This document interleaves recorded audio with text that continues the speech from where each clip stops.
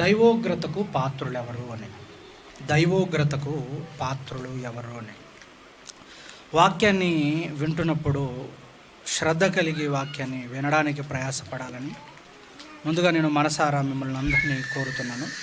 శ్రద్ధగా వాక్యాన్ని వినడానికి ఇష్టపడాలని మొదటిగా మీ అందరు నేను ఆశిస్తున్నాను. మీ అందరి ద్వారా అలాంటి కోరికను కలిగి ఉన్నానని మర్చిపోద్దండి. ప్రియులారా,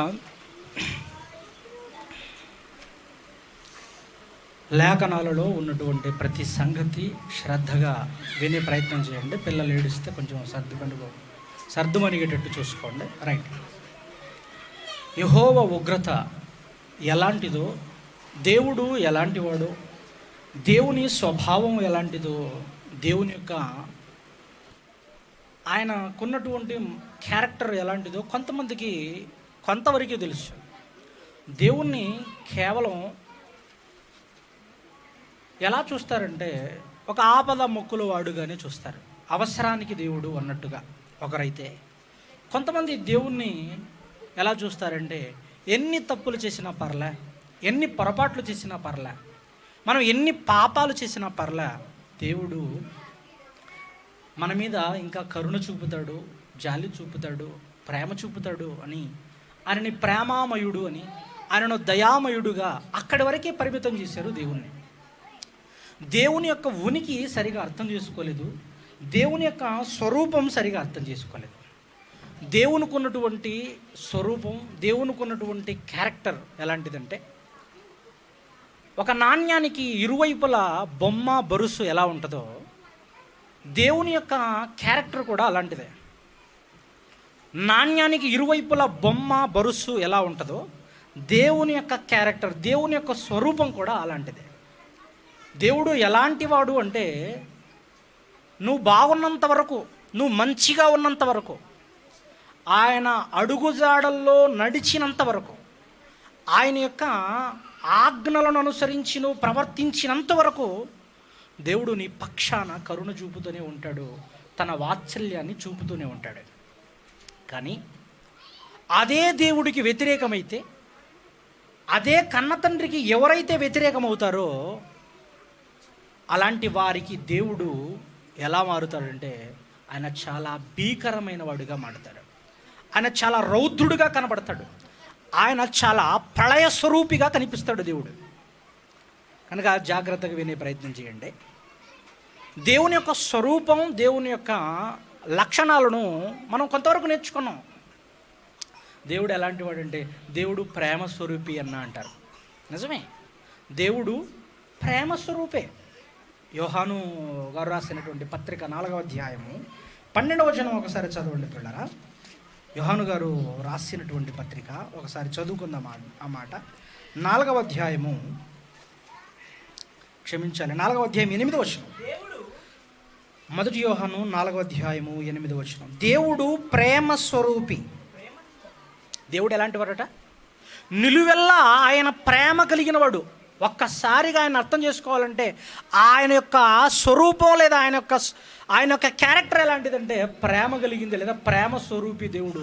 ఆయన నిలువెల్లా ప్రేమ కలిగిన వాడు, ఆయన నిలువెత్తు ప్రేమకు ప్రతిరూపం, ప్రేమకు ప్రతిబింబం దేవుడు. నిజమే, ఆయన ప్రేమ స్వరూపి. ప్రేమ స్వరూపి కనుకనే మనలందరినీ ప్రేమించాడు. తల్లి గర్భములో పడినది మొదలు ఇప్పటి వరకు, భూమి పుట్టినది మొదలు ఇప్పటి వరకు, అన్ని వేళలా అన్ని సమయాలలో దేవుడు తన దయాదాక్షిణ్యాలను చూపుతున్నాడు, మన పట్ల తన వాత్సల్యాన్ని చూపుతున్నాడు, మన పట్ల తన యొక్క ప్రేమను వెల్లడిపరిచాడు. మనం అపరాధం చేస్తే మన అపరాధాలకు, మన పాపానికి ప్రాయశ్చిత్తం తన కన్న కుమారుణ్ణి మన కోసం వదులుకున్నాడు, మన కోసం ఇచ్చాడు. అంత గొప్ప ప్రేమ కలిగిన వాడు ఆయన, ప్రేమ స్వరూపి. నిజమే, దేవుడు ప్రేమ కలిగిన వాడే. అట్ ద సేమ్ టైం దేవుడు ఎంత ప్రేమ కలిగిన వాడో, ఎంత జాలి కలిగిన వాడో, ఎంత కృపావాత్సల్యములు కలిగిన వాడో, కానీ అదే సమయంలో తన పిల్లలు తనకు వ్యతిరేకంగా మారితే, ఏ మనుషులకైతే తను కూడు పెడుతున్నాడు, ఏ పిల్లలనైతే కంటికి రెప్పలా కాపాడుకోవడానికి భూమిని భ్రమణ పరిభ్రమణాలను చెందిస్తున్నాడో, ఆ దేవునికి వ్యతిరేకమైతే, ఆ దేవునికి వెన్నుపోటు పొడిస్తే, ద్రోహం చేస్తే, అలాంటి వారి పక్షాన దేవుడు తన రూపాన్ని మార్చుకుంటాడు. ప్రేమ కలిగిన వాడు, వాత్సల్యాన్ని కలిగిన వాడు, దయాదాక్షిణ్యాలు కలిగిన వాడే తర్వాత ఏమైపోతాడో తెలుసు, దేవుడు తన ఉగ్రతను చూపడానికి సిద్ధపడతాడు. అసలు దేవునికున్న మరో క్యారెక్టర్ బైబిల్లో కొన్ని మాటలు చూద్దాం. చూడండి త్వరగా. కీర్తన గ్రంథం 89వ అధ్యాయము 7వ వచనం. కీర్తన గ్రంథం, పరిశుద్ధుల సభలో ఆయన మిక్కిలి భీకరుడు. దేవుడు ఎలాంటి వాడట? పరిశుద్ధుల సభలో కోట్ల మంది, వేల లక్షల మంది దేవదూతల సభలో ఆ దేవదూతలు యెహోవా నామాన్ని పరలోకపు పునాదులు దద్దరిల్లిపోయేటట్టుగా యెహోవా పరిశుద్ధుడు పరిశుద్ధుడు పరిశుద్ధుడని ఆయన గురించి కీర్తించుచు, ఆయన గురించి పొగడుతూ పరలోకపు పునాదులే దద్దరిల్లిపోయేటట్టుగా ఆయన గురించి పాడుతున్నారు, కీర్తించుచున్నారు. అలాంటి మహోన్నతమైన సింహాసనాసీనుడైనటువంటి దేవుడు దేవదూతల సభలో ఎలాంటి వాడట? ఆయన మిక్కిలి భీకరుడని చూడండి. అక్కడ చాలా భయంకరమైన వాడు దేవుడు. మీరు సాధారణంగా మన దేశంలో ఇంచుమించు ఏమంటారు దాన్ని, సినిమా పరిశ్రమ చాలా ప్రాచుర్యం కలిగింది, చాలా ప్రభావితం చేయగలిగింది మన ఇండియాలో స్పెషల్గా. అంతెందుకు మొన్న రాజమౌళి మరి మన దేశం గర్వించదగ్గ ఒక సినిమా తీసాడు. ఏ సినిమాది? బాహుబలి కదా. బాహుబలి అండి. దాంట్లో విలన్ని ఎలా చూపించారు తెలుసు కదా, చాలా రౌద్రంగా, రాక్షసంగా కదా. అంటే విలన్ అంటే ఇంత దారుణంగా ఉండాలి, కాలకి ఎలాంటివాడు కదా. అంటే ఒక విలనిజం చూపించేటప్పుడు ఒక వ్యక్తిని చాలా భయంకరంగా చూపిస్తారు, చాలా రౌద్రంగా చూపిస్తారు, చాలా భీకరంగా చూపిస్తారు. ప్రతి సినిమాలో విలన్ ఉంటాడు. ఆ విలన్కి ఒక ప్రత్యేకమైన స్టైల్ ఉంటుంది. నిజమే, మీరు ఆలోచించండి. కానీ దేవుని యొక్క విశ్వరూపం ఎవడికి తెలీదు. నిజంగా దేవుడే మన పక్షాన విలన్ అయితే, ఎక్స్క్యూజ్ మీ, దేవుడే మనకు విలన్ అయితే ఆయన రూపం, ఆయన రూపురేఖలు, ఆయన యొక్క క్యారెక్టర్ లేకుంటే ఆయన యొక్క స్వరూపం ఎలా ఉంటుందో తట్టుకోవడానికి కూడా మనకు చేత. అంత భీకరమైన రూపం దేవుడి రూపం. మీకు అర్థమవుతుందో లేదో, దేవుడు మనకు అనుకూలంగా ఉన్నంత వరకు హ్యాపీ. ఒకవేళ దేవునికి అనుకూలంగా లేకపోతే, దేవుడే మనకు విలన్ అయితే అసలు ఆ విలన్ ఎలా ఉంటాడో తెలుసా? ఇక్కడ యెహోవాను విలన్గా చూపించడం చాలా ఆశ్చర్యకరంగా ఉండొచ్చు మీకు. కానీ తన పాత్ర, తనకు అవిధేయులైన వారి పట్ల దేవుడు ఎలా ఉంటాడు అనడానికి ఎగ్జాంపుల్ ఇదంతా. చూడండి, దేవదూతల సభలో ఆయన మిక్కిలి భీకరుడట. తన చుట్టూనున్న వారందరికంటే ఎంత భయంకరుడు, చాలా భయంకరుడు దేవుడు. మీరు ఆషామాష అనుకోకండి దేవుణ్ణి, అంత ఈజీగా తీసుకోవద్దు దేవుణ్ణి. దేవుడు చాలా చాలా డేంజర్. మీరు ఆయనకు లోబడినంత వరకు బాగుంటాడు, ఆయనకు వ్యతిరేకమైతే ఆయన చాలా భయంకరమైన వాడు, ఆయన ప్రళయ రూపం కలిగిన వాడు. ఇంకొక మాట, 76వ కీర్తన గ్రంథం 7వ వచనం చూడండి. 76వ కీర్తన గ్రంథం 7వ వచనం. నీవు ఎట్లట దేవా, నీవే భయంకరుడవు. నీవు కోపపడితే అసలు నీ సన్నిధిని ఎవడు దేవుని ఎదుట నిలబడగలడు? దేవుడు కోపపడితే ప్రపంచంలో ఎవ్వడు దేవుడు ముందు నిలబడలేడు. దేవుడు గనక తన భీకర రూపాన్ని చూపగలిగితే, దేవుడు గనక తన ప్రళయ రూపాన్ని చూపితే, మనిషి ఎవ్వడట దేవుని కోపం ముందు తాళలేడు, ఉండలేడు, సహించలేడు. ఆయన కోపాన్ని తట్టుకోవడం కష్టం. అప్పుడు అంటుంటారు చూడండి, మా నాన్న కోపపడితే చాలా చూడడం కష్టం అండి, మా నాన్న కోపం వచ్చిందా అంతే కథ అంటుంటారు తల్లిదండ్రుల్లో. కుటుంబ సమస్యల్లో సాధారణంగా పిల్లలు అప్పుడు తండ్రి కోపాన్ని అప్పుడు మాట్లాడుతుంటారు చూశారు. నిజంగా దేవుడు కనుక కోపపడితేనటండి, దేవుని కోపాన్ని తట్టుకోవడం, ఆయన కోపాన్ని సహించడం చాలా కష్టం. ఎవడు దేవుని కోపం ముందు నిలబడలేడట. ఆయన కోపానికి తాళలేడు ఎవడు. అంత భయంకరమైన కోపం కలిగిన వాడు దేవుడు. ఏమండి, అప్పుడు అంటారు చూడండి, ఏ రే నాకు కోపం లేపకరా. నాకే కనుక కోపం వచ్చిందా సీన్ ఎట్టుంటుందట రివర్స్ అవుతుంది చూడు సీను. మంచోనికి కోపం లేపకు, నాలో ఉన్న ఇంకొక క్యారెక్టర్ ఉంది, వాడు ఎవడాడు, క్రూరమైన వాడు ఉన్నాడు, నాలో నిద్రపోతున్న సింహాన్ని లేపకు, నాలో సింహం ఉంది, గాండ్రించాను, అంతే కథ. మీరు అర్థం చేసుకోండి. ఒక మనిషి కోపపడితేనే ఓహో అంతలా కోపపడ్డాడని చూపుతారే. అఖండమైన అనంత విశ్వాన్ని కలుగజేసినటువంటి దేవదేవుని యొక్క కోపం ఎంత రౌద్రము, ఎంత భయానకమైనదో మీరు ఎప్పుడైనా ఆలోచించారా? ఎప్పుడైనా దేవుణ్ణి కోపపడడం మనం చూస్తే తట్టుకోలేమండి. ఆయన ఆగ్రహం అంట ఎంత గొప్పదో చెబుతున్నాడు కీర్తన గ్రంథంలో మోషే గారు మాట్లాడుతూ దేవుని యొక్క కోపాన్ని ఎలా వర్ణించాడో చూద్దాం. ఆయన కోపాన్ని ఎలా మాట్లాడుతున్నాడో చూడండి ఒకసారి. కీర్తన గ్రంథం 90వ అధ్యాయం. కీర్తన గ్రంథం దైవజనుడైన మోషే గారు చేసిన ప్రార్థన. ఆ ప్రార్థనలో భాగంగా దేవుని యొక్క కోపాన్ని మాట్లాడుతున్నాడు చూడండి. 11వ వచనంలో, నీ ఆగ్రహ బలము ఎంతో ఎవరికి తెలియను. చూసారా, దేవుని ఆగ్రహ బలం. ఏమండి, అప్పప్పుడు దగమండే మంటలను చూసి కొంతమంది తట్టుకోలేరు. అంతెందుకు మొన్న కరోనా చూసి ఎవరైనా భయపడిన వాడంటే ఎవడన్నా ఉన్నాడా? మొత్తం ప్రపంచమంతా ఉక్కిరి బిక్కిరైంది.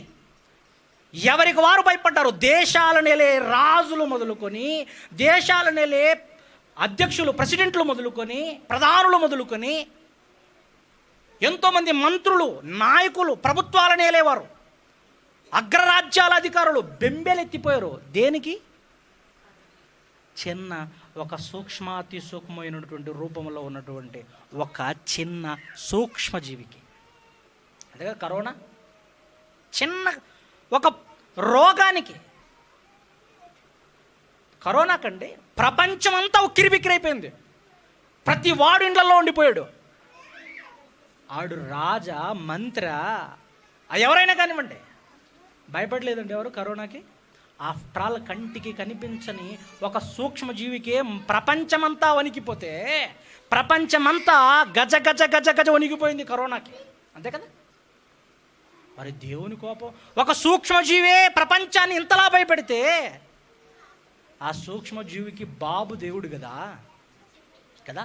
ఆయన ఇంకెంత కోపంతో ఉంటాడు, ఆయన ఇంకెంత కోపంతో ఉంటాడు. ఒక్కసారి ఆలోచించండి మీరు ఆయన్ని. అందుకే అంటున్నాడు మోషే గారు, ప్రభువా, దేవా, నీ ఆగ్రహ బలము ఎంతో. ఆగ్రహానికి బలం ఉంటే ఆ బలం ఎంతది? కొండ, పర్వతాల, నదుల, సెలయేళ్ళ. మీరు ఆలోచించండి. ఎవరెస్ట్ శిఖరం ఎంత హైట్ ఉందో, ఎంత పెద్దదో, ఈ భూమండలం మీద ఉన్నటువంటి పర్వతాలు, కొండలు ఎంత పెద్దవో. ఇంత పెద్దదా అంటుంటారు చూశారు, ఇంత బలమైనవా అంటుంటారు చూశారు. దేవుని ఆగ్రహానికి బలం ఉంటే, ఆగ్రహ బలం ఎంతో ఎవరికి తెలియను. నీకు చెందవలసిన భయము కొలది పుట్టు నీ క్రోధము ఎంతో. అసలు దేవుని కోపాన్ని వర్ణించడానికి కూడా చేత కాదు అంటున్నాడు. ఆయన ఆగ్రహం, ఆయనకున్న ఆగ్రహ బలాన్ని కూడా వర్ణించడం చేత కాదు. ఆయన చాలా పవర్ఫుల్. అప్పుడు మనం దొంగతనం చేయడానికి ఎవరైనా ముందుకు వస్తే, ఆ దొంగతనం చేయకోకుండా ఉండడానికి కొన్ని కంపెనీలు ఏం కడతారండి చుట్టూరా? ఎలక్ట్రానిక్ వైర్స్, తీగలు, డేంజర్ కరెంటు తీగలు కడతారు. ఒకవేళ ట్రాన్స్ఫార్మర్ దగ్గరికి వెళ్ళి ఒకసారి ముట్టుకోండి, ఏమవుద్ది? మాడిపోతాంలే, బొగ్గు అవుతాం ఒక ట్రాన్స్ఫార్మర్ను ముట్టుకుంటేనే. అట్లాది కొన్ని లక్షల కోట్ల ట్రాన్స్ఫార్మర్ల కంటే గొప్పడు దేవుడు. అంత పవర్ఫుల్. ముట్టారా షాక్ కాదు, అసలు భస్మైపోతాడు అంతే మనిషి. చాలా పవర్ఫుల్ దేవుడు. ఆయన ఆగ్రహ బలము, ఆయన ఉగ్రత చాలా భయంకరమైనదండి. తట్టుకోవడం ఎవరి వల్ల అవదు. ఇందాక మీరు చదువుకున్నారు చూసారు, దేవుడు ప్రేమ.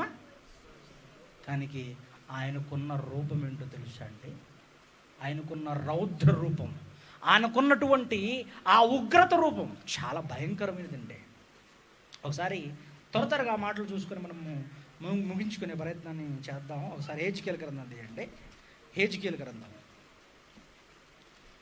గ్రంథం మొదటి అధ్యాయం 26వ వచనం నుంచి చదువుతారా? 25 చదవండి, బాగుంటుంది.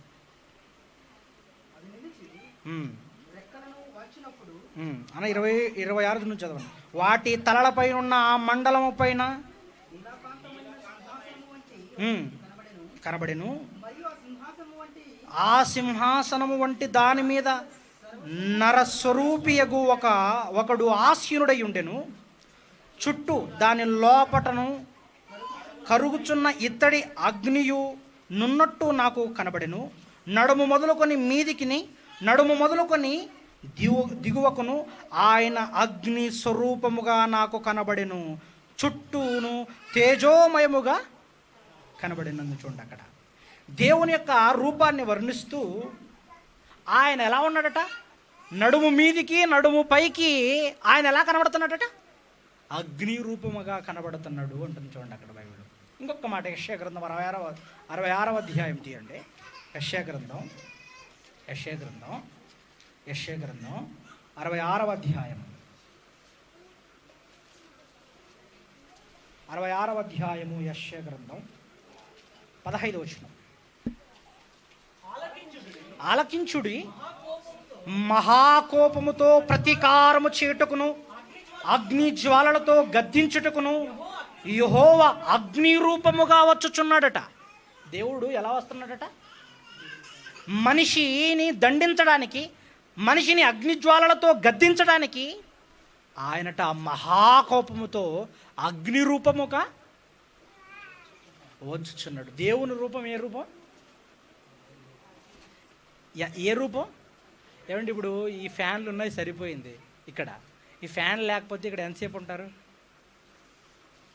1 గంట అంటే చెమటలు కక్కిపోయి, అవునా, చెమటలకు తట్టుకోలేక బయటికి వెళ్ళిపోతాం. ఆంధ్రాలో మొన్న మన జిల్లాలో, స్పెషల్గా రాయలసీమ ప్రాంతంలో భయంకరమైన ఎండలండి. 42 డిగ్రీల సెంటిగ్రేడ్ ఉష్ణోగ్రత. మాడిపోతున్నారు అందరూ, తట్టుకోలేకపోతున్నారు ఎండలకి, భయంకరమైన ఎండలకి. 42 డిగ్రీల సెంటిగ్రేడ్ ఉష్ణోగ్రతకే మనిషి తట్టుకోలేకపోతున్నాడు. ఆ వేడికి 50 అయితే, 60 అయితే, 70 అయితే, 80 అయితే, 100 అయితే ఆ వేడికి తట్టుకోగలడం సాధ్యమంటారా? కానీ దేవుడు భగ మండే ఒక అగ్నిగోళం లాంటివాడు. దేవుడు భయంకరమైన మండుచున్న అగ్నిగోళం లాంటివాడు. అసలు ఆయన ఆకారం అట, ఏ రూపం అట? దేవుని రూపం అగ్ని రూపముగా వచ్చుచున్నాడట కదా. దేవుని ఆకారాన్ని వర్ణించడానికి స్టెఫెన్ గారు ఒక మంచి మాట అంటారు. ఈ భూమండలమట ఆయన పాదం మోపడానికి చేసుకున్న పాదపీఠమట. పాదపీఠమే భూగోళం అంతుంటే, ఒక పాదపీఠమే భూగోళం అంతుంటే, ఇంకొక పాదం ఆయన కాలు ఎంత పెద్దది? ఆయన ఆకారం, ఆయన తల, ఆయన చేతులు ఒక్కసారి చూడండి. అంత పెద్ద అగ్నిగోళం నీ మీదకి పడితే ఎట్టుంటుంది? తట్టుకోగలమా? ఆయన ఉగ్రతను తట్టుకోగలమా? ఆయన భయంకరమైన అగ్ని రూపాన్ని చూసి ఎవ్వడి వల్ల అవదండి తట్టుకోవడం. ఈ భూమండలం మీద దేవుని ఉగ్రతకు నిలబడగలిగిన వాడెవ్వడూ లేడు. ఎందుకంటే దేవుడు గనక తన రూపాన్ని మార్చుకొని ప్రపంచం మీదికి పడితే ప్రపంచం భస్మమైపోతుందంతే. ప్రపంచ పటం ఇక కనిపించదు. ఈ సృష్టిలో ఈ భూగోళం కనిపించదు. ఆయన కోపాగ్ని అంత భయంకరమైన కోపాగ్ని. దేవుణ్ణి చాలామంది చిన్న చూపు చూస్తారండి. ఏం చేస్తాడులే దేవుడు, ఏం చేయలే, మనం ఎలానైనా ఆటాడొచ్చు, మనం ఎలానైనా ఉండొచ్చులే. దేవుణ్ణి చాలా చులకనగా చూస్తారు. దేవుని యొక్క కోపాన్ని చులకనగా చూస్తారు. గుర్తుపెట్టుకోండి, దేవుడు అంత ఈజీ కాదు ఆయన. అసలు ఒక మాట అన్నాడు వెంటనే, హెబ్రీలకు రాస్తూ పౌలు గారు అన్నారు, ఏంటో తెలుసా? యెహోవా చేతిలో, ఆయన చేతిలో పడుట ఎట్లట? దేవుడైన యెహోవా చేతిలో పడుట బహుభయంకరం. దేవుని చేతిలో మనిషి పడ్డాడా అంతే, వాడు భస్మమైపోవాలంతే. వాడు భూమి మీద మిగలడిక. అది ఏ ఊరైనా కానివ్వండి, ఏ గ్రామమైనా కానివ్వండి, ఏ వ్యక్తి అయినా కానివ్వండి, ఏ జిల్లా అయినా కానివ్వండి, ఏ రాష్ట్రమైనా కానివ్వండి, ఏ దేశమైనా కానివ్వండి, ఏ జాతి అయినా కానివ్వండి, ఏ జనాంగమైనా కానివ్వండి, దేవునికి ఎదురు తిరిగి బ్రతికితే ఆ దేశాలని, ఆ రాష్ట్రాలని, ఆ జనాంగాన్ని భూమి మీద ఉండకోకుండా తన ఉగ్రతతో సర్వనాశనం చేస్తాడు దేవుడు. ప్రేమించేంతవరకు ప్రేమిస్తాడు, సహించేంతవరకు సహిస్తాడు. కానీ ఆయనకు గనక కోపం తెప్పిస్తే మాత్రం ఎవ్వరిని విడిచిపెట్టడం. ముక్కలు అందరూ అంతే. అందరినీ ఆయన కాల్చేయడానికి సిద్ధపడతాడు. దేవుడు చాలా భయంకరమైన వాడు అండి. ఇప్పుడు గుర్తుపెట్టుకోండి, దేవుని ఉగ్రతను మీరు ఒక్కసారి చూసినా అసలు చూడడం సాధ్యం కాదంట. నేను అంతే, దేవుని ఉగ్రతను చూడడం మన వల్ల అవ్వదు. ఎందుకంటే ఆయన చాలా భయంకరమైన వాడు. అప్పుడు పిల్లలు భయపడతారు. మా ఇంగ్లీష్ టీచర్ చాలా డేంజర్ అన్న అంట. మా ఇంగ్లీష్ టీచరు అన్న ఆయన కొడతాడన్న, వీపులు విమానాలు మోగేటట్టు కొడతాడన్న. టీచర్ని చూడగానే స్టూడెంట్కి ఏమవుద్ది? భయం. ఎందుకు? చాలా స్ట్రిక్ట్గా, చాలా భయంకరమైన వాడు మా టీచర్. భూమి మీద ఒక టీచర్ని చూసి ఇంత నువ్వు గజగజ వణికిపోతున్నావు. మనకు పోలీసులు అంటే భయం, అంతేనా? లాఠీతో ఎక్కడ మన వీపులు విమానం మోగిస్తాడా అని, మన మోకాళ్ళ చిప్పలు విరగొడతాడా అని. ఆఫ్టర్ ఆల్ ఒక ప్రభుత్వ ఉద్యోగికి భయపడుతున్నావు, ఒక విద్యను అభ్యసింపజేసే ఒక గురువుకు భయపడుతున్నావు. మరి దేవుడికి ఆయన కోపం ఎలా ఉంటుందో తెలుసు అసలు నీకు? ఆయనకి వ్యతిరేకంగా బ్రతికితే మనిషిని ఎలా భూమి మీద లేకోకుండా చేస్తాడో తెలుసు అసలు? అంటే నిజంగా అండి, ఒక మాట చెప్తాను, దేవునికి మనం అనుకూలంగా బ్రతికినంత వరకు చాలా బాగుంటాడండి మన పక్షాన. దేవునికి వ్యతిరేకమైపోతే దేవుడు తన కోపాగ్నితో మనుషులను ఎలా సర్వనాశనం చేస్తాడో ఒక 2, 3, 4 ఉదాహరణలు చూసుకొని ముగించుకునే ప్రయత్నం చేద్దాం. చూడండి ఒకసారి. ఏమండి, ఆదికాండం తీయండి. ఆదికాండము 19వ అధ్యాయం, మీరందరూ ఎరిగిన సందర్భం.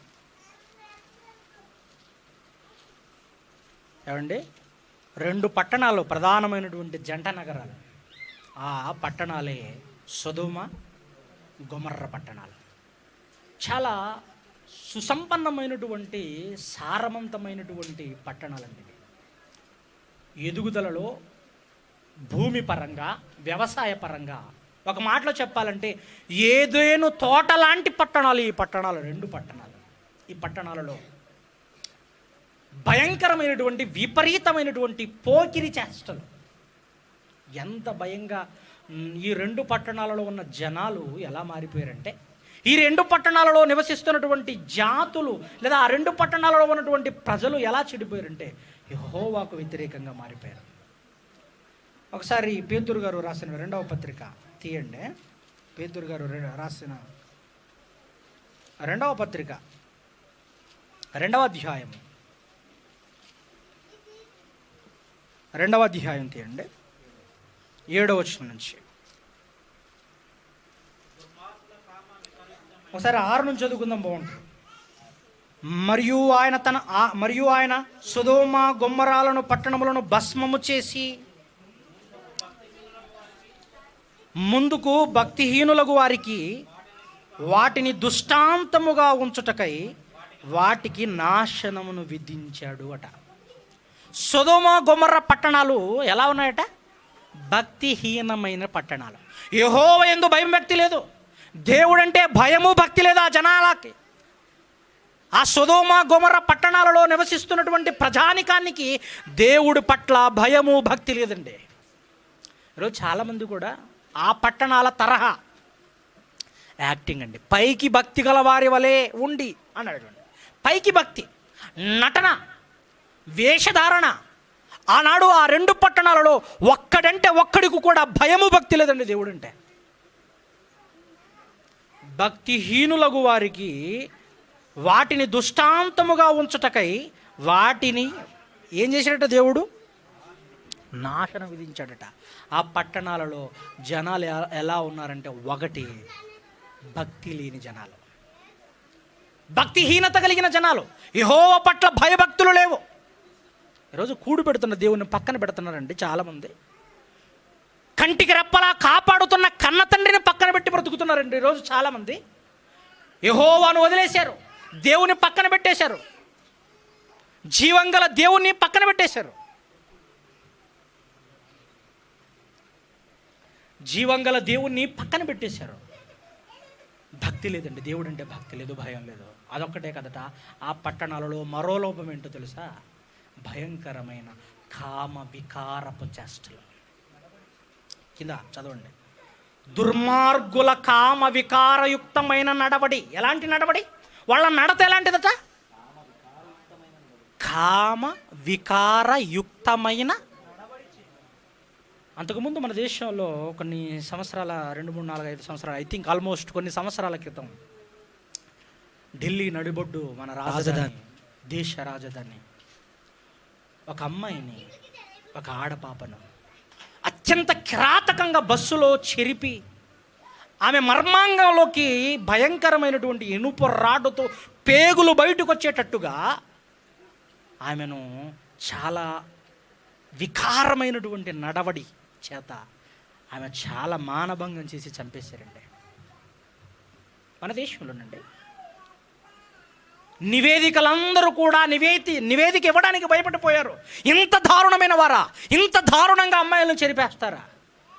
ఆమెకంటూ మనసు ఉండదా? ఆమెకంటూ ఏమండి, ఆమె మానవత్వం, వ్యక్తిత్వం కలిగింది కాదా?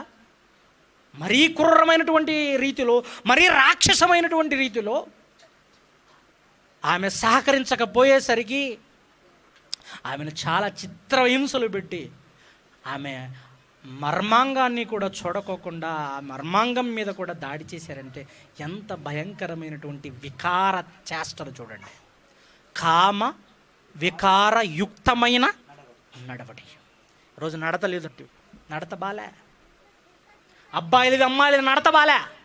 ఈరోజు సమాజం అంతా చెడిపోవడానికి కారణం ఏమండి? ఈ సినిమాలు, సినిమా వ్యవస్థ ఎక్స్పోజింగ్ పేరుతో రెచ్చగొట్టేటట్టుగా, యువతను రెచ్చగొట్టేటట్టుగా కామాంధులుగా మార్చేసి, భయంకరమైనటువంటి కామ పిచాచులుగా మార్చేసేసి ఈరోజు సమాజాన్ని భ్రష్టు పట్టిస్తున్నారు. సమాజం భ్రష్టు పట్టింది. ఆనాడు కూడా సొదొమ గొమొర్రా పట్టణాలలో వారి నడత ఎలా ఉన్నదట? కామ వికారం, అసభ్యకరంగా, చాలా భయంకరమైనటువంటి, ఒక పాషాణమైపోయినటువంటి, పాశికమైనటువంటి అంటారు చూసారు, భయంకరమైనటువంటి ఒక ఏమంటారంటే, ఒక మాటలో చెప్పాలంటే మృగాలు సైతం అలా ప్రవర్తించని విధంగా, మృగాలు సైతం అలా ప్రవర్తించవు, అంత భయంకరంగా అన్నాడు వారి కామయుకార నడవడి ఉంది అన్నాడు. ఆ 2 పట్టణాలను దేవుడు తన ఉగ్రతతో ఎందుకు ఈ భూమండలం మీద కాల్చేశాడో, ఆ 2 పట్టణాల మీదకి దేవుని ఉగ్రత ఎందుకు వచ్చిందంటే, 1 భక్తిహీనత, 2 కామ వికారయుక్తమైన నడవడి. నిజంగా పసిపిల్లలు, బాలురు కూడా లోతింటికి వచ్చినటువంటి ఆ వ్యక్తులతో శయనించాలని సిద్ధపడ్డారంటే ఎంత భయంకరమైనటువంటి స్థితితో మీరు ఆలోచించండి. ఎంతగా చెడిపోయిందో మీరు ఆలోచించండి. ఈరోజు ఒకప్పుడు ఏమో డిగ్రీ కాలేజ్ అంటే లవ్వు, కొవ్వు కదా, కానీ ఈరోజు 5వ తరగతి నుంచే స్టార్ట్ అట. 5వ తరగతి నుంచే లవ్వులు, 6వ తరగతి, 7వ తరగతి. చూడండి మీరు, మారిపోయింది. చిన్న పిల్లలు సైతం తెలియనివాడు ఉండడు. మీరు అమాయకులు అనుకోవద్దండి, వారి చేష్టలను బట్టి చెప్పొచ్చట. వాడి నడత శుద్ధమైనదో కాదో వారి చేష్టల వలన మీకు తెలియనట. ఒకనాడు సొదొమ గొమొర్రా పట్టణాలలో పిల్లోడు మొదలుకొని పెద్దోడు వరకు ఎలా మారిపోయారట? కామ వికారయుక్తమైన నడవడి. ఆదికాండం 19వ అధ్యాయం మీరు చూడండి ఆ సందర్భాన్ని. 19వ అధ్యాయం 4వ వచనం. వారు పండుకొనక మునుపు ఆ పట్టణస్థులు, సొదొమ మనుషులు, బాలురును, వృద్ధులను, ప్రజలందరూ వచ్చి ఎవరింటిని చుట్టుముట్టారట? ఏందికి భోజనాన్ని చేయడానికి వచ్చారనుకున్నారా? ఆ ఊరికి వచ్చినటువంటి అతిథులను పరామర్శించడానికి వచ్చారనుకున్నారా? ఊరంతా కదిలొచ్చింది ఎందుకు? శయనించడానికి, అతిథిగా వచ్చిన వారి పక్షాన వికృతమైన చేష్టలు చేయడానికి వచ్చారు, పసి పిల్లల మొదలుకొని పెద్దల వరకు. అందుకే దేవుడు విడిచిపెట్టలేదు.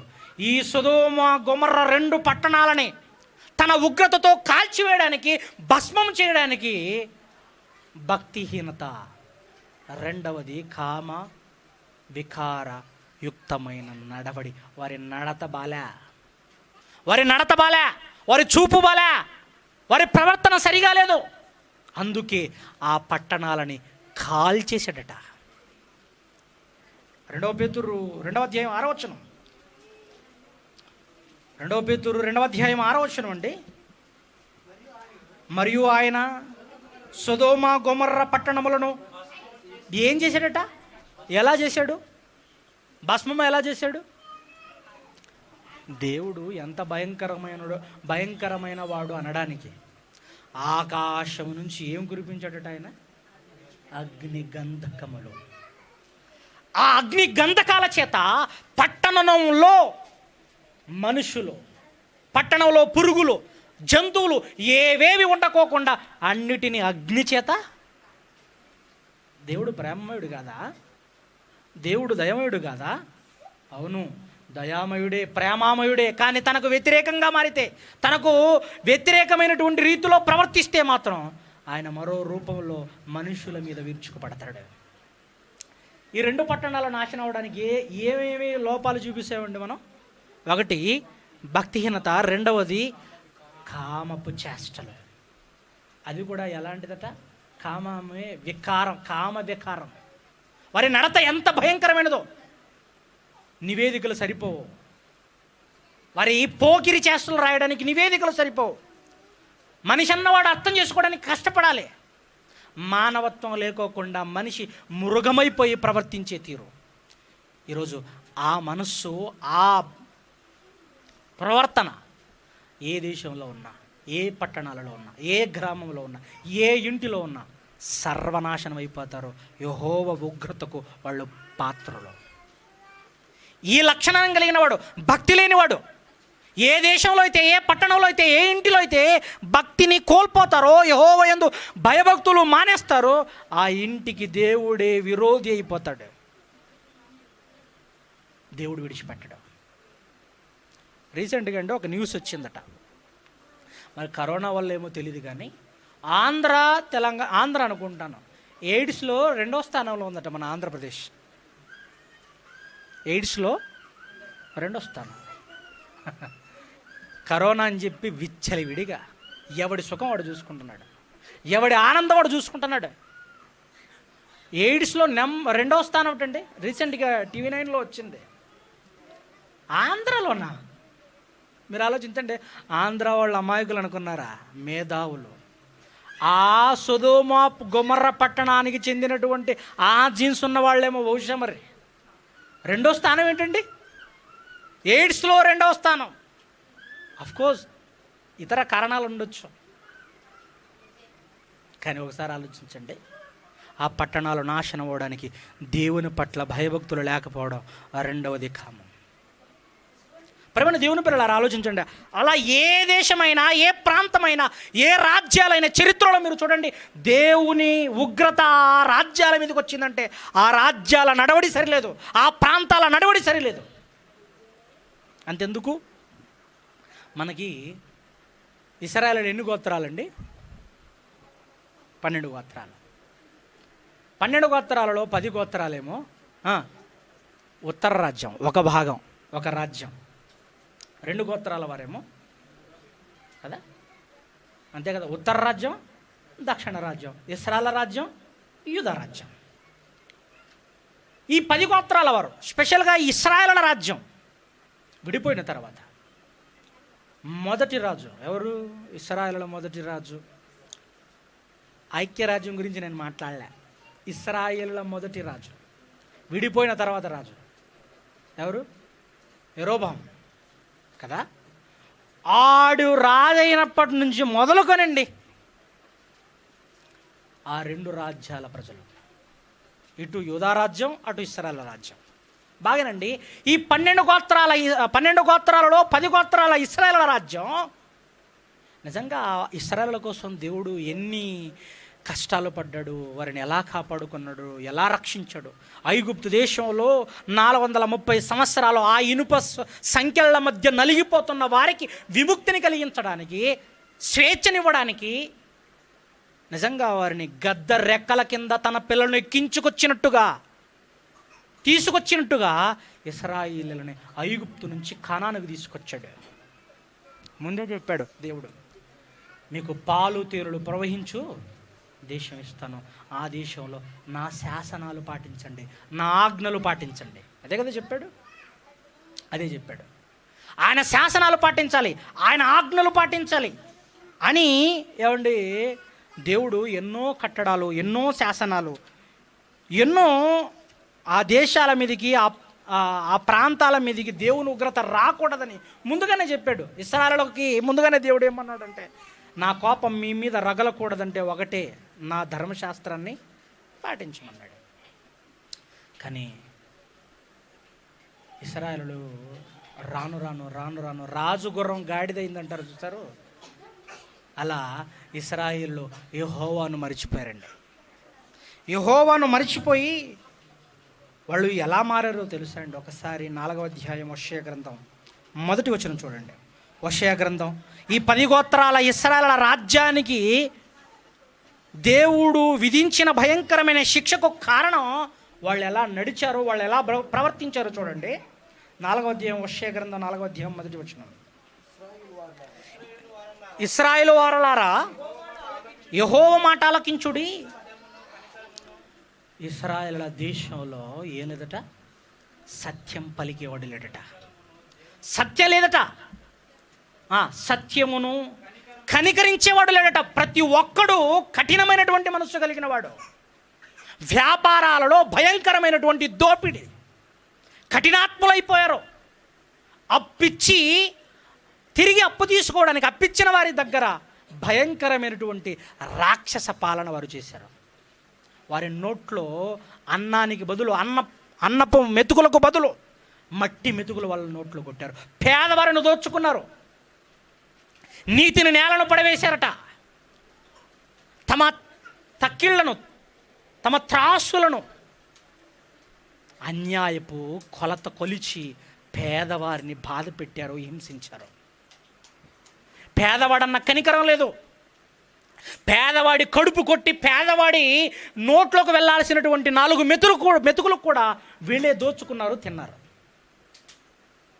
దేశంలో, ఇశ్రాయేలు దేశంలోనట సత్యమును, కనికరమును, దేవుని గురించిన జ్ఞానమును దేశమందు లేకపోవట చూచి దేవుని గురించి పక్కన పెట్టేశారు.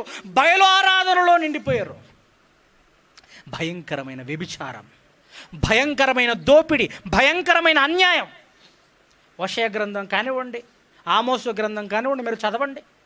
ఈ 10 గోత్రాల ఇశ్రాయేలుల రాజ్యపు నైతిక విలువలను ఎలా మంటగలిశారో, వాళ్ళు నైతిక విలువలను ఎలా మంటగలిపారో, వారు ఎలా చెడిపోయారో, వాళ్ళ ఎలా దేవునికి వ్యతిరేకమైన క్రియలు చేశారో మీరు చదివితే మీకు అర్థమవుతుంది. నిజమండి, దేశంలో సత్యం లేదట, కనికరం లేదట, న్యాయం లేదట, దేవుని గురించిన జ్ఞానం లేదట కదా. అందుకే దేవుడు అంటున్నాడు ఏమని, ఆ దేశంలో ఆ సత్యం, కనికరం, దేవుని గురించిన జ్ఞానం లేకపోవట చూచి ఆ ఇశ్రాయేలుల 10 గోత్రాల వారికి ఏ జనాంగాన్ని అయితే తనకు పిల్లలుగా చేసుకున్నాడో, ఏ జాతినైతే తన పిల్లలోని ప్రపంచానికి పరిచయం చేశాడో, ఆ పిల్లల మీదే, ఆ పిల్లలకు వ్యతిరేకంగా యెహోవా ఏమయ్యాడట, వాళ్ళకి విలన్. అదే కదా మరి, దేవుడే విలన్ అయ్యాడు. ఎవరికి? తన పిల్లలకి. ఎందుకని? తన పిల్లలు తన కొరకు బ్రతకలే, తన పిల్లలు తన నీతి న్యాయాలలో బ్రతకలేదు, తన పిల్లలు తన ఆజ్ఞలను అనుసరించలే, తన పిల్లలు తనకు ద్రోహులయ్యారు, తన పిల్లలు తనకు వెన్నుపోటుదారులయ్యారు. అందుకే ఆ దేశానికి ఆయన విరోధి. అందుకే ఏం చేశాడు తెలుసా, ఇశ్రాయేలుల 10 గోత్రాల వారిని చరిత్రలో లేకుండా చేశాడు. భయంకరమైనటువంటి రీతిలో 10 గోత్రాల ఇశ్రాయేలుల జాతిని 10 గోత్రాల ఇశ్రాయేలుల జాతిని అనగా ఉత్తర రాజ్యాన్ని చరిత్రలో కనబడుకోకుండా చేశాడు దేవుడు. తన కోపాన్ని చూపాడు, తన ఉగ్రతను చూపాడు. ఎలానో తెలుసా? దేవుడు ఎప్పుడైనా గుర్తుపెట్టుకోండి, మనం తప్పు చేస్తే లేదా ఎవరైనా సరే ఇశ్రాయేలుల జాతి తప్పు చేస్తే వారిని శిక్షించడానికి అన్య జాతిని లేపాడు. ఉదాహరణకి ప్రస్తుతం మన దేశంలో మన ప్రపంచంలో జరుగుతున్నటువంటి ఒక భయంకరమైన యుద్ధం జరుగుతుందండి. ఇప్పటికీ ఆగట్లే. ఉక్రెయిన్ రష్యా మధ్య యుద్ధ వాతావరణం ఎప్పటికీ ఆగట్లే. భయంకరమైన యుద్ధ వాతావరణం. మీకు అర్థం అవ్వట్లేదు. ఆ యుద్ధాల వెనకాల ఉన్నటువంటి చరిత్ర, ఏ యుద్ధం వెనకాలైనా సరే దేవుని హస్తం ఉంటుందని మాత్రం మర్చిపోవద్దు. ఎందుకంటే దేవునికి బ్రతకకపోతే దేవుడు ఉక్రెయిన్ మీదైనా రష్యాను లేపగలడు, రష్యా మీదైనా ఉక్రెయిన్ లేపగలడు. ఏ దేశం మీదకి ఏ దేశానైనా లేపగలడు ఆయన. దేశం చెడిపోతే దేవుని పక్కన పెడితే. ఇప్పుడు 10 గోత్రాల ఇశ్రాయేలు రాజ్యం దేవుని కొరకు బ్రతకక చెడిపోయారు. దోపిడి, అన్యాయం, అసత్యం, దొంగతనం, వ్యభిచారపు క్రియలు అభ్యాసం చేశారట. హత్యలు, మానభంగాలు, దొంగతనాలు, నరహత్యలు. ఈ 10 గోత్రాలలో మంచి అన్నది కనబడుకోకుండా పోయింది. అందుకే దేవుడు తన ఉగ్రతను చూపడానికి ఒక జాతిని చరిత్రలో లేపాడు, ఒక జనాంగాన్ని చరిత్రలో లేపాడు. అది అష్షూరు సామ్రాజ్యం. ఈ 10 గోత్రాల వారిని కూకటి వెళ్లతో పెళ్ళగించడానికి ఒక బలిష్టమైన జాతిని లేపాడు, ఒక దేశాన్ని లేపాడు, ఒక ప్రాంతాన్ని లేపాడు, ఒక జనాంగాన్ని లేపాడు. అదే అష్షూరు సామ్రాజ్యం. అష్షూరీలు చాలా భయంకరమైనటువంటి రాక్షస స్వభావం కలిగిన వాళ్ళు ఎలా పోల్చుకున్నారంటే తెలుసా? సింహాల లాంటి వాళ్ళు. అష్షూరీలు సింహాల లాంటి వారు. ఏ ప్రాంతం మీదకైనా పడారా ఆ ప్రాంతంలో రక్తపాతమే. అష్షూరీల సైన్యానికి, అష్షూరీల సైన్య బలానికి, గుర్రాల బలానికి, వారి కత్తులకు గజ గజ గజ గజ వణిగిపోయి చుట్టూరా ఉన్నటువంటి అనేక రాజ్యాలు, చిన్న రాజ్యాలన్నీ కూడా అష్షూరు రాజ్యం దండెత్తింది అంటే గజ గజ గజ గజ వణిగిపోయేవాళ్ళు. అంత భయంకరమైనటువంటి ఒక రాజ్యం, ఒక జనాంగం ఇంకొక జనాంగం మీద దండెత్తింది. అది యెహోవా ఉగ్రతే. 10 గోత్రాల వారు దేవుని కొరకు బ్రతకకపోతే దేవుడు అష్షూరీయులను లేపేసి 10 గోత్రాలను లేకోకుండా చేశాడు. క్రీస్తుకు పూర్వం 722వ సంవత్సరం. క్రీస్తుకు పూర్వం 722వ సంవత్సరంలో చరిత్రలో 10 గోత్రాల వారు కనబడుకోకుండా పోయారు. వారిని భయంకరంగా దేవుడు శిక్షించాడు. ఎవరి చేత? అష్షూరీల చేత. వారిని చరిత్రలో కనబడుకోకుండా చేశారు దేవుడు. కారణం వారి అవిధేయత వల్ల, వారి ప్రవర్తన వల్ల దేవుని ఉగ్రత ఆ జనాంగం మీదకి వచ్చింది, ఆ రాజ్యం మీదకి వచ్చింది. ప్రవక్తలు ఎంతోమంది చెప్పారు, రాజులు చెప్పారు, దైవ సేవకులు చెప్పారు ఆ ప్రాంతాల్లో. కానీ మారలే, వారి బుద్ధిని మార్చుకోలే, వారి ప్రవర్తన మార్చుకోలే. అందుకే దేవుడు కూకటి వెళ్లతో పెలిగించాడు ఇశ్రాయేలు రాజ్యాన్ని. రాజుల 2వ గ్రంథం 17వ అధ్యాయము, 16వ అధ్యాయము, 15వ అధ్యాయం మీరు చదువుకోండి. 15, 16, 17 అధ్యాయాలు మీరు తర్వాత చదువుకోండి. అష్షూరీల చేతిలో 10 గోత్రాల ఇశ్రాయేలుల రాజ్యం పతనమైపోయింది క్రీస్తుకు పూర్వం 722వ సంవత్సరంలో. కానీ వాళ్ళ లోపాలను వారు సరి చేసుకోలేదండి. దేవుని ఉగ్రత వారి మీదికి వచ్చేంతవరకు సైలెంట్గా ఉన్నారు. వచ్చింది, ఏరులై పారింది రక్తం. నిజంగా అష్షూరీల గురించి మాట్లాడుతూ యెషయా గ్రంథం 7వ అధ్యాయానికి రండి ఒకసారి. ఈ అష్షూరీలు ఎలాంటి వారు, వారి స్వభావం ఎలాంటిదో మనం 2-3 వచనాలు చూద్దాం. త్వరగా రండి. 7వ అధ్యాయము, యెషయా గ్రంథం 7వ అధ్యాయము 18వ వచనం. ఆ దినమున ఐగుప్తు నదుల అంతమందున్న జోరీగులను అష్షూరు దేశములో ఉన్న ఏమట అష్షూరు దేశంలోని కందిరీగలు అన్నారు. చూడండి, కందిరీగ కొరికితే ఎట్లుంటుందండి? ఏమండి అది తేనీగ కంటే చాలా భయంకరమైన నొప్పి కదా. తేనెటీగ కొడితే ఎలా ఉంటుంది? చాలా నొప్పిగా ఉంటుంది. చూశారు? అష్షూరీయులని కందిరీగలతో పోల్చాడంటే మీరు ఆలోచించండి. వాళ్ళు కాటేశారా, అష్షూరీయులు వచ్చి ఆ దేశాల మీదకి వాలిపోయారు, అంతే. నొప్పిని తట్టుకోలేరు. కందిరీగలతో పోల్చాడు అష్షూరీయులని. చూడండి ఒకసారి, ఇది ఒకసారి చదవండి ఆ మాట. ఆ దినమున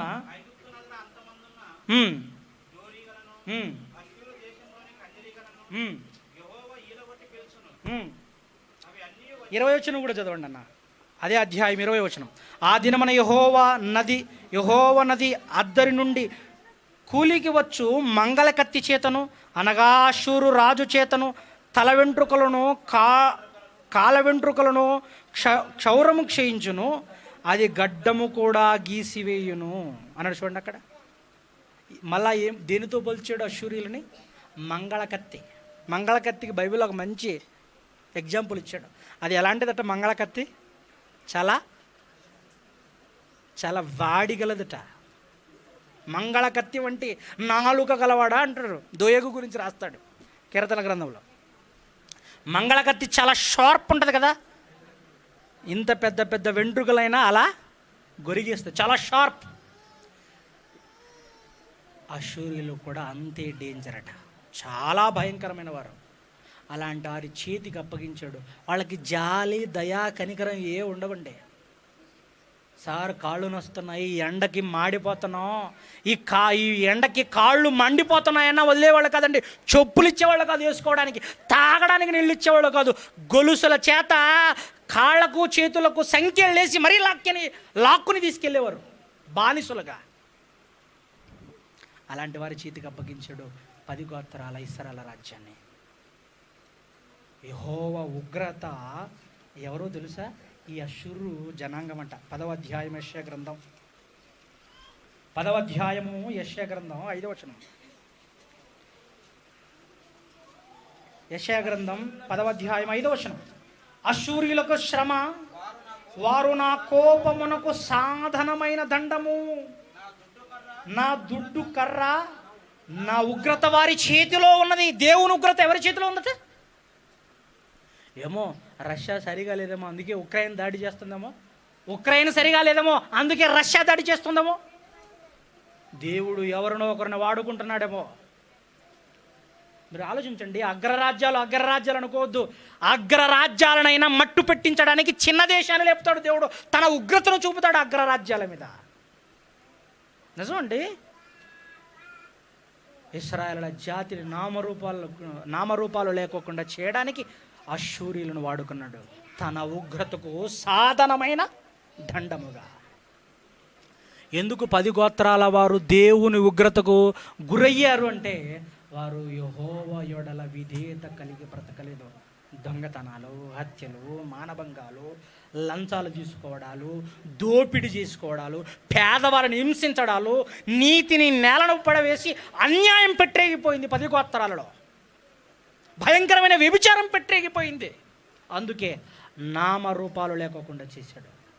మన పాఠం ఏంటంటే దైవోగ్రతకు ఎవరు పాత్రులు? ఇదిగో ఈ 10 గోత్రాల లక్షణాలు ఏ రాజ్యం కలిగి ఉన్నా, ఏ దేశం కలిగి ఉన్నా, ఏ రాష్ట్రంలో ఆ నడవడికి ఉన్నా ఆ రాష్ట్రాల మీదకి, ఆ దేశాల మీదకి దేవుని ఉగ్రత వస్తుంది.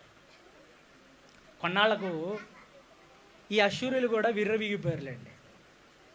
వీళ్ళకున్న జబ్బు ఏంటిదంటే మేమే మగాళ్ళం, మేమే అన్నటువంటి భయంకరమైన అహంకారం. ఎంత అహంకారం అంటే దేవుని మీదే తిరుగుబాటు చేసేటంత అహంకారం. అంతకు ముందండి ఐ థింక్ చైనా అనుకుంటాను, ఆయన పేరేం పేరండి, జిన్పింగ్ ఏమన్నాడు? మీ ఇంట్లో ఉన్నటువంటి యేసు ప్రభు ఫోటోలన్నీ తీసేయండి, నా ఫోటో పెట్టుకోండి. ఎందుకు? నేనే మిమ్మల్ని పోషించేవాడు, నేనే మీ రక్షకుడిని, మీకు రక్షకుడు లేడు.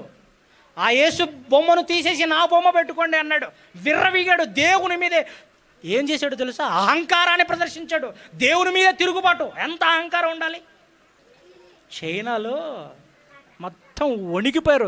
జిన్పింగ్ ఎక్కడికి వెళ్ళాడో తెలియదు. మరి జిన్పింగ్ అసలు కరోనా వస్తాడు ఉన్నాడో బతికాడో కూడా తెలియదు. అంత భయంకరమైన స్థితిలోకి వెళ్ళిపోయాడు. దేశమే భయాందోళనకు గురైంది. మరి రక్షకుడు యాబోకలోకి తెచ్చుకున్నాడు అంటారు. ఎక్కడికి వెళ్ళావు? రక్షించేది నేనే అన్నావు. మరి కరోనా వచ్చినప్పుడు ఏం రక్షించలేదే? ఇళ్లలో ఉండిపోయారు ఎందుకు? డోర్లు వేసుకున్నారు ఎందుకు? రోడ్ల మీదకి రాలేదు ఎందుకు? వాహనాన్ని నడపలేదు ఎందుకు? భయం. మరి రక్షించేవాడు నేనన్నావు. ఆకలితో వేల మంది చచ్చిపోయారే నీ దేశంలో. 100 మంది రోగం బారిన పడి చచ్చిపోయారే కరోనా. మరి ఏం చేసావయ్యా? రక్షకుడు అన్నావు నువ్వు. విర్రవీగకూడదు. అది ఏ మనిషి అయినా, ఏ వ్యక్తి అయినా, ఏ రాష్ట్రమైనా, ఏ దేశమైనా కానివ్వండి, అది అగ్రరాజ్యమైనా కానివ్వండి, దేవుడు విడిచిపెట్టడు. అహంకారం కలిగిన వారిని దేవుడు విడిచిపెట్టడు.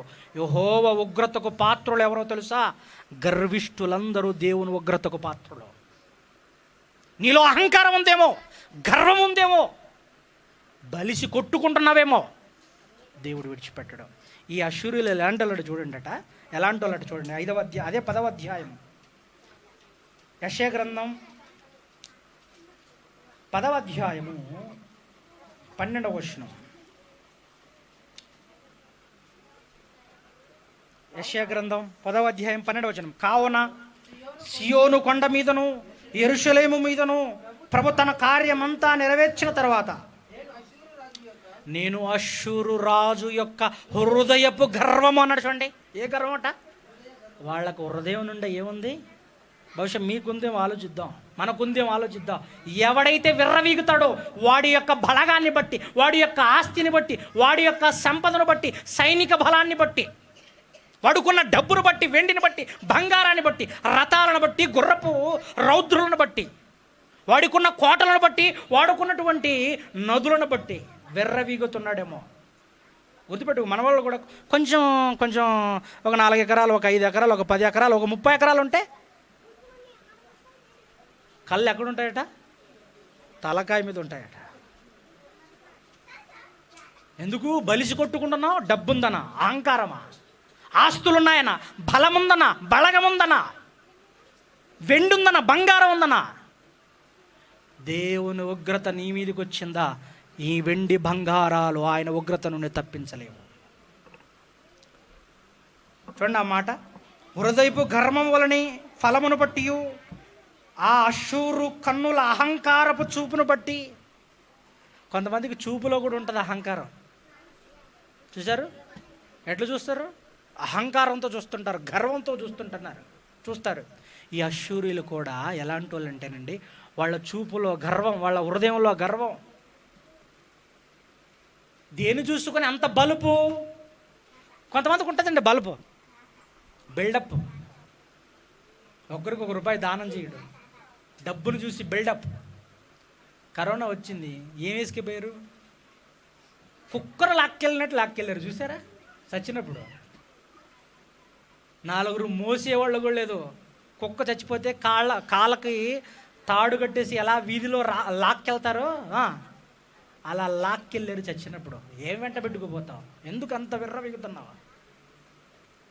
కొంతమందికి చాలా బలుపు అండి. గుర్తుపెట్టుకో, బలుపు ఉంటే దేవుడు పగలగొడతాడు ఖచ్చితంగా. నిజం. అష్షూరీలను పగలగొట్టాడు. వాళ్ళట ఎలాంటి వాళ్ళట? ఇంకొక మాట 15వ వచనం, 16 చదవండి అన్న. 15 నుంచి చదవను. గొడ్డలి తనతో నరుగువాన్ని చూసి అతిశయపడునా? గొడ్డలు అతిశయపడితే బాగుంటుందా? నిన్ను నరికేదే ఇంకొకడు, నిన్ను చేతిలో పట్టుకునేదే ఇంకొకడు. వాణ్ణి చూసి గర్విస్తే గొడ్డలు తీసి ఇసిరి పాడేస్తాడు బావిలోనో నదిలోనో. అంతేనా కదా? గొడ్డలి తనతో నరుగువాణ్ణి చూసి అతిశయపడునా? రంపము తనతో కోయువాన్ని చూసి పగుడుకొనునా? కొల తననెత్తు వారిని ఆడించినట్లు, దండము కర్ర కాని వారిని ఎత్తినట్లు ఉండును కదా. ప్రభువును సైన్యములకు అధిపతికి యెహోవా ఏమంటే వీళ్ళకి ఏముందట, ఇశ్రాయేలుకి అశ్షూరీలకి ఏముందట, మదమెక్కి కొట్టుకున్నారండి. బలిసిందే అప్పుడు అంటారు, ఏరా బలిసిందారా నీకు అంటారు. చూసారు, వీళ్ళకి బాగా బలిసిందండి. చుట్టూరా చిన్న చిన్న రాజ్యాలన్నింటినీ తమ హస్తగతం చేసుకొని సామ్రాజ్యంగా వెలసిల్లిన తర్వాత యెహోవా మీదే తిరుగుబాటు. ఏ అధికారం అయితే దేవుడు వాళ్ళకిచ్చాడో ఆ అధికారాన్ని కాలరాసి దేవునికి లోబడక దేవుని మీదే వాళ్ళు తిరుగుబాటు చేశారు, గర్వించారు దేవుని పైన. యెహోవా ఎవడన్నారు, ఆఫ్టర్ ఆల్ యెహోవా మా ముందు అన్నట్టుగా మాట్లాడారు. దేవుడు విడిచిపెట్టలేదండి. అశ్షూరీయులనే తన్నిన తన్ను తన్నుకోకుండా అప్పుడు ఏమండి, అప్పుడు ఎందుకులేండి, మన సినిమా యాక్టర్ ఒక డైలాగు మాట్లాడాడు, గుర్తుందో లేదో, మహేష్ బాబు, ఎవడు కొడితే దిమ్మ తిరిగి మైండ్ బ్లాక్ అవుతుందో కదా. ఇప్పుడు అశ్షూరీయులని ఎవడు కొడితే దిమ్మ తిరిగి మైండ్ బ్లాక్ అవుతుందో అతనే దేవుడు అండి. నిజంగా ఎట్లా కొట్టాడు చూడండి, అశ్షూరీయులని కొడితే, ఈ అశ్షూరీయులను కొడితేనట దేవుడు తన ఉగ్రత వాళ్ళ మీద కురిపిస్తేనట అశ్షూరీయులు గిల్ల గిల్ల గిల్ల గిల్ల కొట్టుకున్నారు. చూడండి ఒకసారి 33 క్షమించాలి, యెషయా గ్రంథం 30వ అధ్యాయము 31వ వచనం.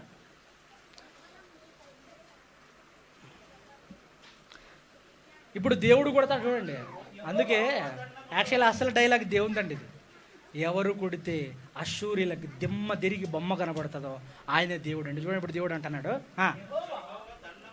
యెహోవా దండముతో అశ్షూరును కొట్టగా ఆయన స్వరము విని ఏం చేస్తుందట, భీతి భయం. ఆయన గనక దండం తీసుకొని కొట్టాడా అంతే, తబలా వాయించినట్లు వాయిస్తాడు దేవుడు. నీకు అర్థం కాదు, ఆయన కొడితే తీగలు తెగిపోవాలి అంతే, శబ్దాలు రాకూడదు, రాగాలు రాకూడదు. చూడండి, ఆయన కొడితే ఎట్లుంటుందట కింద, ఆయన అశ్షూరు మీద పడవేయు నియామక దండమును, ఆయన కొట్టే ప్రతి దెబ్బట తంబూరా సితారాల నాదముతో పడును. ఆయన తన బాహును వాని మీద ఆడించి యుద్ధం చేయను. తంబూరా సితారా ఎట్లుంటుంది నాదం, దేవుడు కొడితే సంగీతం అవ్వాలి. యాక్చువల్లీ నా పాట అదే, కానీ మిమ్మల్ని దృష్టిలో పెట్టుకొని మీకు మంచి మాటలు చెప్పాలని ఆశపడ్డాను అంతే. దేవుడు కొడితే సంగీతం నాదం వినపడుతుంది, తంబుర నాదం వినపడుతుంది. ఒకసారి ఆలోచించండి పరమైన దేవుని పిల్లలారా. అందుకే వాళ్ళు అహంకారంతో రెచ్చిపోయారు, గర్వంతో రెచ్చిపోయారు, తమకున్న కోట గోడలను చూసి మురిసిపోయారు, తమకున్న బలాన్ని చూసి మురిసిపోయారు, తమకున్నటువంటి గుర్రపు రౌద్రులను చూసి మురిసిపోయారు, తమకున్న ధనాగారాన్ని చూసి మురిసిపోయారు. దేవుడు వారిని అందరినీ ఒక్కసారిగా చరిత్రలో లేకుండా చేశారు. వాళ్ళు దేవుని ఉగ్రతకు లోనవ్వడానికి గల కారణం, దేవుని ఉగ్రత వారి మీదకి రావడానికి గల కారణం, అధికారం ఇచ్చిన దేవుడి మీదే అహంకారాన్ని చూపారు. అధికారం ఇచ్చినటువంటి దేవుడి మీదే అహంకారాన్ని ప్రదర్శించారు. అందుకే అశ్షూరీయులను విడిచిపెట్టలే దేవుడు. నిజంగా అశ్షూరీయుల గురించి హెచ్చరిక మాటలు మాట్లాడుతూ ఆ జాతిని గురించి అంటున్నాడు. చూడండి, నేను ముగించే ముందు నాహూము గ్రంథం 1వ అధ్యాయము 2వ వచనం. నాహూము గ్రంథం 1వ అధ్యాయము 2వ వచనం నుంచి ప్లీజ్. యెహోవా ఎట్లాంటాడు దేవుడు? అశ్షూరు అనుకుంది నేనే రోషగాడు అనుకునింది అశ్షూరు. అశ్షూరీయులు మేమే రోషగాళ్ళు అనుకుంది, మేము సింహాల లాంటి వాళ్ళం అనుకునింది అశ్షూరు. దేవుడు అంటున్నాడు, యెహోవా దేవుడు చాలా రోషం ఎక్కువ. స్నేహితుడికి ఉందనుకుంటారు, కాదండి. మీ సమ్మన్న నేస్తమా నీకు కాదండి, దేవుడికండి అసలైన రోషం. నీ స్నేహితుడికే ఇంత రోషం ఉంటే దేవుడు ఈ బ్రహ్మాండాన్ని కలుగజేసిన వాడు, నీలాంటి కండలు తిరిగిన వీరుణ్ణి కలుగజేసింది ఆయనే. నీలాంటి ఆ ఎత్తుగల హజానుభావం కలిగినటువంటి ఆకారం కలిగిన వాడిగా చేసింది ఆయనే. నీలో ఉన్న అంగబలానికి, నీలో ఉన్న కండబలానికి ఆయనే కారణం. ఖండించింది, ఆ అధికారాన్ని ఇచ్చింది, నీకు అంగబలాన్ని ఇచ్చిన ఆయన చూసి వ్యతిరేకం అవుతావా? ఆయన మీద తిరుగుబాట. అదే అంటున్నాడు, యెహోవా రోషం కలిగిన వాడు, ఆయన ప్రతీకారం చేస్తాడు. యెహోవా ప్రతీకారము చేస్తాడట. ఆయన ఉగ్రత ఎలా ఉందో 5వ వచనం నుంచి చదవండి. ఆయనకు భయపడి పర్వతములు కంపించును, కొండలు కరిగిపోవును. ఆయన ఎదుట భూమి అలా కంపించేస్తుందట. భూకంపాలు ఎందుకు వస్తాయి? ఆయనకు భయపడి భూమికి జస్ట్ అలా షేక్ అవుతుంది అంతే. కట్టిన పెద్ద పెద్ద ఏమంటారు, పెద్ద పెద్ద అంతఃపురాలు, పెద్ద పెద్ద కట్టడాలు పేక మెడల్లా కూలిపోవు. మీరు ఆలోచించండి, భూమి కంపిస్తుందట ఆయన చూసి. నీకు భయం లేదు కదా, జోక్ కదా, దేవుడు అంటే జోక్ అయిపోయాడు కదా. దేవుని పేరెత్తితే మన వెంట్రుకలు నిలవాలి శరీరం మీద. ఆయన కోపాన్ని తట్టుకోవడం సాధ్యం కాదన్నాను. అందుకే అంటున్నాడు, ఇప్పుడు అదే చెప్తున్నాడు. ఆయన ఉగ్రత, 6వ వచనంలో, ఆయన ఉగ్రతను సహింపగలవాడేవాడు, ఆయన కోపాగ్ని ఎదుట నిలవగలవాడేవాడు. ఆయన కోపము అగ్నివలే పారును, ఆయన కొండలను కొట్టగా నువ్వు కొడితే 32 పండ్లే రాలవు. కానీ దేవుడు కొడితే పెద్ద పెద్ద కొండలు కూడా పిండి పిండి అవుతాయి. పెద్ద పెద్ద కొండరాళ్ళు కూడా అలా పిండి పిండి అవుతాయి. దేవుడు కోపం అదే. ఆఫ్టర్ ఆల్ దేవుడి మీద మనిషి ఎంత అండి చెప్పండి? ఆఫ్టర్ ఆల్ దేవుడు ముందు మనిషి ఎంత? అందుకే చరిత్రలో ఏవండి, క్రీస్తుకు పూర్వం 612వ సంవత్సరం చరిత్రలో అశ్షూరీయులు, అహంకారం కలిగిన అశ్షూరీయులను సర్వనాశనం చేశారు. దేవుని ఉగ్రతకు పాత్రులయ్యారు అశ్షూరీయులు. కారణం వాళ్ళలో ఉన్నటువంటి అహంకారం, బలిసిన మనసు, హృదయపు గర్వం. వారి చూపులో కూడా గర్వం ఉందట. అందుకే దేవుడు వారి హృదయపు గర్వాన్ని అణచడానికి దేవుడు తన కోపాగ్ని చూపాడు, తన రౌద్రాన్ని చూపాడు, తన ఉగ్రతను చూపాడు. అలా చెప్పుకుంటూ పోతే ఎన్నో సంఘటనలు అండి. అంతెందుకు, ఉత్తర రాజ్యం ఎవరి చేతిలో బలైందని చెప్పాను నేను? అశ్షూరీయుల చేతిలో బలైపోయింది. దేవుని కోపానికి బలయ్యారు. దక్షిణ రాజ్యం కూడా అదే పరిస్థితి, సేమ్ టు సేమ్. జెఫన్యా గ్రంథం మీరు చదవండి, ప్రవక్తల గ్రంథాలు మీరు చదవండి. ప్రవక్తల గ్రంథాలు ఒక్కసారి జెఫన్యా గ్రంథానికి వెళ్తామండి. అలాగా ముగించే ముందు ఈ మాట బాగుంటుంది. జెఫన్యా గ్రంథం 1వ అధ్యాయము 2-3 వచనాలు. జెఫన్యా గ్రంథం 1వ అధ్యాయం 2-3 వచనాలు. 2వ వచనం చూద్దాము. ఏమియూ విడవకుండా భూమి మీద ఉన్న సమస్తమును. అప్పుడు మీరు కసగొట్టేస్తారు, గుర్తుందా? బీబీఎంపీ పని చేసేవాళ్ళు రోడ్డు మీద ఏమైనా పెడతారా? పొరక తీసుకొని మొత్తం క్లీన్ చేసేస్తారు. మీరు క్లీన్ చేస్తే రోడ్లు ఖాళీ అవుతాయి, క్లీన్ ఉంటాయి. కానీ దేవుడు పొరక పట్టుకుని ఊడిస్తే, దేవుడు అంటున్నాడు చూడండి అక్కడ, చదవండి ఆ మాట. ఏమియూ విడవకోకుండా భూమి మీద ఉన్న సమస్తమును ఆయన నేను ఊడ్చివేసేదని అన్నాడు చూడండి అక్కడ. దేవుడు కసు కొట్టాడు, అంత క్లీన్. పట్టణాలు క్లీన్. క్లీన్ అంటే ఎవరు ఉండరని? మనిషి అన్నాడు ఉండడని.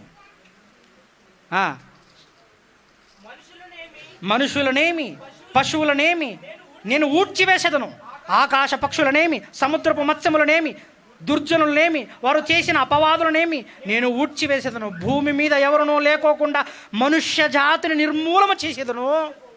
ఎవరి గురించి అంటున్నాడు? యూదా జనాంగం గురించి, యూదా జాతి గురించి, యూదా రాజ్యాన్ని గురించి మాట్లాడాడు. ఆ యూదులందరూ ఇశ్రాయేలులకు జరిగినటువంటి ఆ భయంకరమైనటువంటి ఉగ్రతను చూసి కూడా, దేవుని ఉగ్రత వారి మీదకి వచ్చింది, వీరు చూసి బుద్ధి తెచ్చుకోలే. వీళ్ళకు కూడా అదే పోకడ. అందుకే దేవుడు ఆ యూదులను కూడా విడిచిపెట్టలేదు. ఇప్పుడు ఇశ్రాయేలులను తనడానికి అశ్షూరులను లేవనెత్తాడు. ఇప్పుడు యూదా వారిని తనడానికి దేవుడు ప్రపంచ చరిత్రలో ప్రపంచాన్ని గడగడలాడించిన మరో సామ్రాజ్యం బబులోను సామ్రాజ్యం. బబులోనీయులను రేపాడు దేవుడు. ఎవరి మీదకి? యూదా వారి మీదకి, యూదా రాజ్యం మీదకి. క్రీస్తుకు పూర్వం 586 చరిత్రలో ఎంతో వైభవం కలిగిన యెరూషలేము మందిరం, ప్రఖ్యాతిగాంచినటువంటి యెరూషలేము పట్టణాలు యెరూషలేము గోపురాలు, యెరూషలేము జనాంగం కూకటి వెళ్లతో పెళ్లగింపబడింది.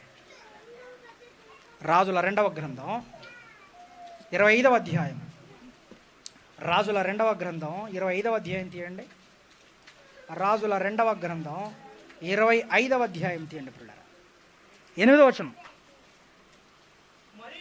మరియు బబులోను రాజైన నెబుకద్నెజరు ఏలుబడిలో 19వ సంవత్సరమందు 5వ నెల 7వ దినమున రాజదేహ సంరక్షకుల అధిపతియగు బబులోను రాజు సేవకుడును నెబూజరదాను యెరూషలేమునకు వచ్చి యెహోవా మందిరమును రాజనగరును యెరూషలేమునందున్న ఇండ్లన్నిటినీ గొప్పవారి ఇండ్లన్నిటినీ అగ్ని చేత.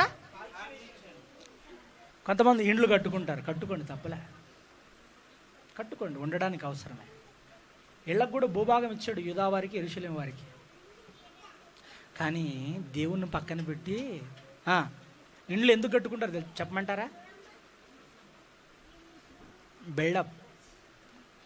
బిల్డప్ కోసం. వాడు అంత పెద్ద ఇల్లు కట్టించాడా అనాలి కదా. వీళ్ళు దేవుని పక్కన పెట్టేశారు, ఇండ్లు కట్టుకోవడానికి సిద్ధపడ్డారట. ఎలాంటి ఇంట్లో తెలుసా? దంతాల చేత ఇండ్లు నిర్మించారట. హోషేయ గ్రంథం తర్వాత చదవండి, ఆమోసు గ్రంథం చదవండి. దంతపు ఏమండి జంతువుల దంతాల చేత ఇండ్లు, ఏనుగు దంతాల చేత ఇండ్లు. యెహోవాను మర్చిపోయారు. దంతాలతో చేసిన మంచాలు చేసుకున్నారు, దాని మీద హాయిగా పండుకొని హాయిగా నిద్రపోయారు, కానీ దేవుని గుర్తుపెట్టుకోలే.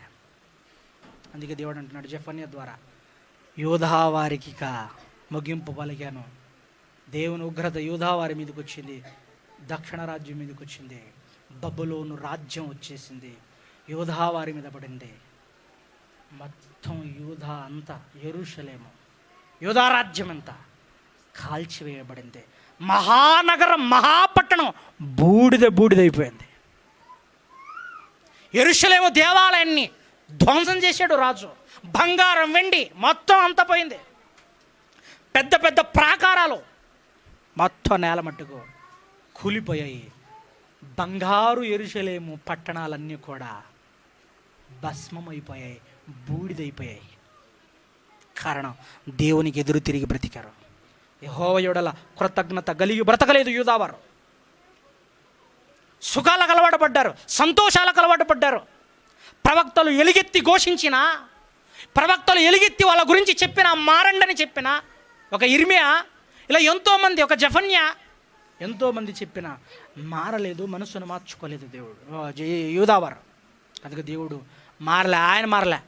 గుర్తుపెట్టుకోండి, దేవుడు మారాలంటే ముందు మనం మారాలి. మన విషయంలో దేవుడు కరుణ చూపాలి, మన విషయంలో దేవుడు జాలి, తన దయాదాక్షిణ్యాలు చూపాలంటే ముందు మనం మారాలి.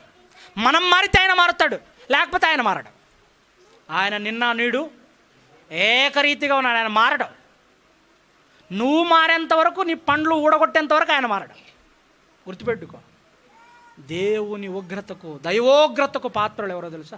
ఆ యూదా జాతి చేసిన తప్పులు, ఏ ఊరు, ఏ ప్రాంతం, ఏ మనిషి చేస్తే దేవుని ఉగ్రత వాళ్ళు పొందుకుంటారు. అందుకే ఒకే మాట నేను చెప్పి ముగించేస్తాను, గుర్తుపెట్టుకోండి ఒక మాట. దేవుని ఉగ్రత మన మీదకు కూడా రాకూడదంటే ఒకటేనండి మార్గం, దేవునికి లోబడి బ్రతకడం. నిజంగా నీకు బుద్ధి ఉంటే ఆయన ఉగ్రత నుంచి తప్పించబడతావు.